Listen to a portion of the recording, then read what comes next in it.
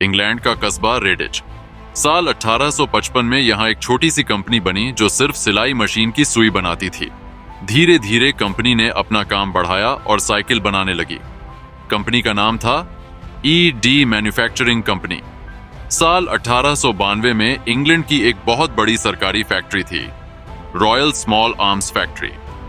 यह factory British army के लिए बंदूकें और उनके पार्ट्स बनाती थी। ईडी मैन्युफैक्चरिंग ने इस रॉयल स्मॉल आर्म्स फैक्ट्री को राइफल के पार्ट्स सप्लाई करने शुरू कर दिए थे। यानी अब ईडी कंपनी का नाम सिर्फ साइकिल या सुई बनाने तक सीमित नहीं रहा, बल्कि ब्रिटिश आर्मी को आर्म्स सप्लाई करने लग पड़ी थी। यहीं से कंपनी को आइडिया आया कि अगर हम बंदूक जैसे मजबूत पार्ट्स बना सकते हैं तो हमारी साइकिलें भी बंदूक जितनी मजबूत और भरोसेमंद होनी चाहिए। इसी सोच के बाद कंपनी ने अपनी साइकिल का नया नाम रखा, रॉयल एनफील्ड। नाम में रॉयल आया ब्रिटिश आर्मी की रॉयल स्मॉल आर्म्स फैक्ट्री से, और एनफील्ड आया उस जगह से जहां कंपनी काम करती थी। फिर उनकी टैगलाइन बनी, made like a gun goes like a bullet, यानी बंदूक जैसी मजबूत और गोली जैसी तेज। साल 1901 में पहली बार रॉयल एनफील्ड ने मोटरसाइकिल बनाई। सोचिए, सिर्फ 8.5 हॉर्स पावर का छोटा इंजन जो मुश्किल से 19 किलोमीटर आवर की स्पीड पकड़ पाता था, लेकिन यह उस दौर की क्रांति थी। लोग हैरान रह गए कि लोहे का यह दानव इंसान को साइकिल से भी तेज दौड़ा सकता है। इसके बाद तो एनफील्ड ने मानो पीछे मुड़कर नहीं देखा।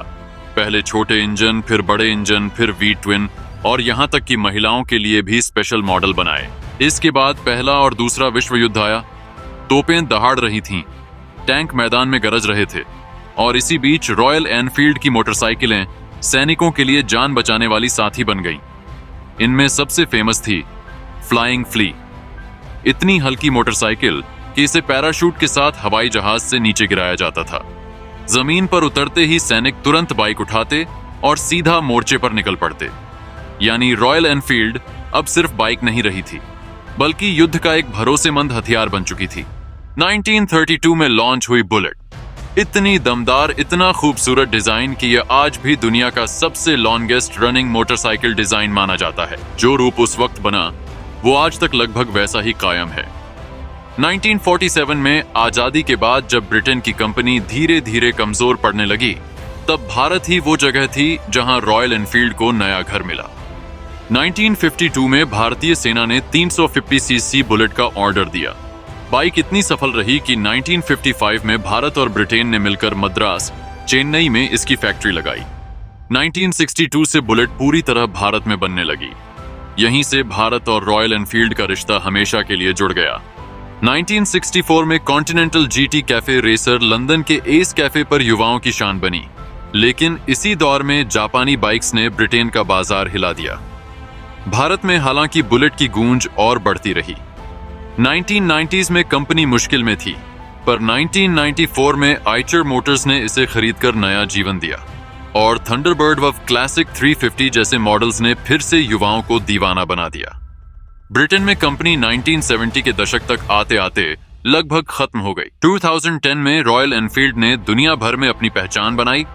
हिमालयन 2016 में, इंटरसेप्टर 650, 2018 में मिटियोर 350, 2020 में सुपर मिटियोर 650, 2023 में गुरिल्ला 450, 2024 में और बेयर 650, 2024 में लॉन्च हुए।